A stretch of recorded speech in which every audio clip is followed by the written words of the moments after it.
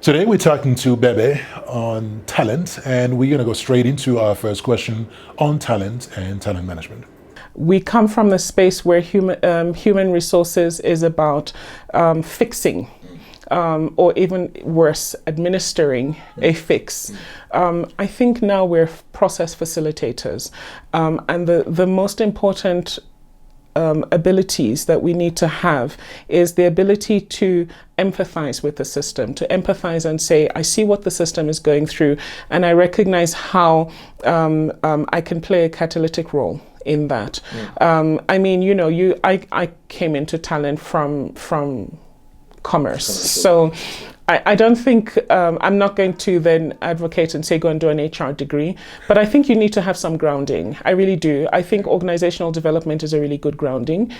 Just being able to understand how organizations work, understand theory of organizations. I think be curious, be inquisitive. I think position yourself as a consultant internally, so getting some consulting skill is helpful. And a value-adding consultant for that. Yes, of course. Not just billing, but someone who's able to look at the system, not on the issue, but actually, and this is it, is be curious and probe.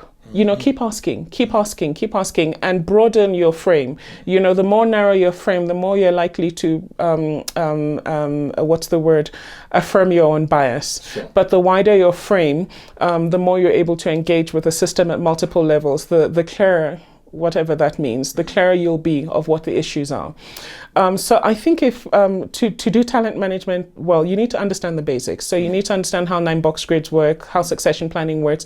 You need to understand the link between attracting the right people so that you don't have a problem to fix later, and developing people.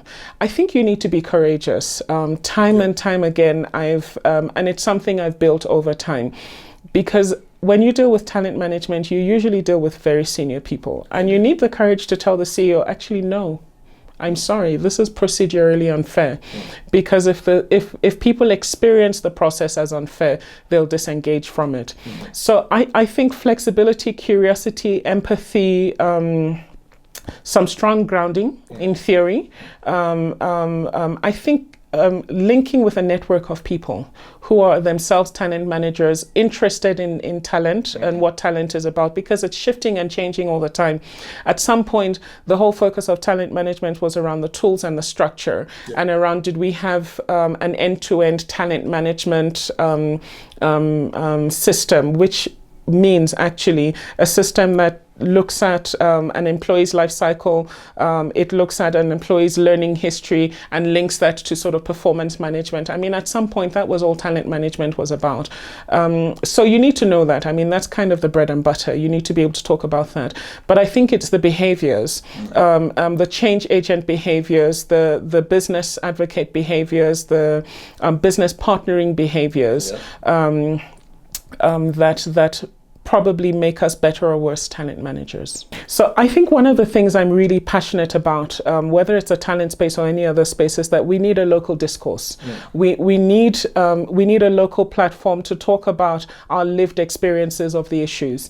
So there's probably a lot of stuff around talent management. I'm not aware that at this point in time we have one that's at least talking South Africa. So I think it provides a great opportunity, a platform, if you like, for talent managers to interrogate and to talk about issues of talent.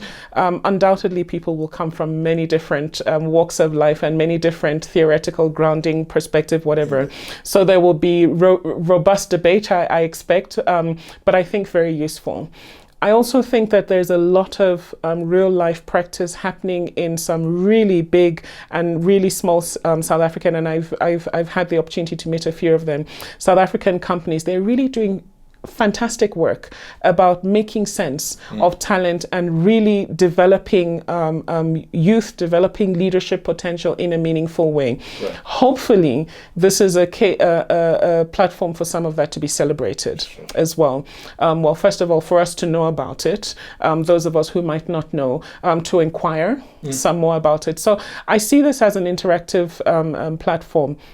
The last thing for me is I've had the opportunity to engage with the L&D, the Leadership and Development COP, Community of Practice for South Africa. I probably haven't engaged with them as much or as often as I could, but I will say that the times that I have done that, I've had immense value from it. Yes. And I see Talent, this platform doing the same, Talent Talks, because I had a really critical issue I needed to sort out when I was working in my old firm in the learning and development space. And I just needed people to think with me. You know, I needed thinking partners. And it was a quick thing around the COP. And I got really, I mean, for the price of some croissants and coffee, I got some of the people most passionate about skills development in South Africa come together, who understand it fundamentally. And they gave me a morning.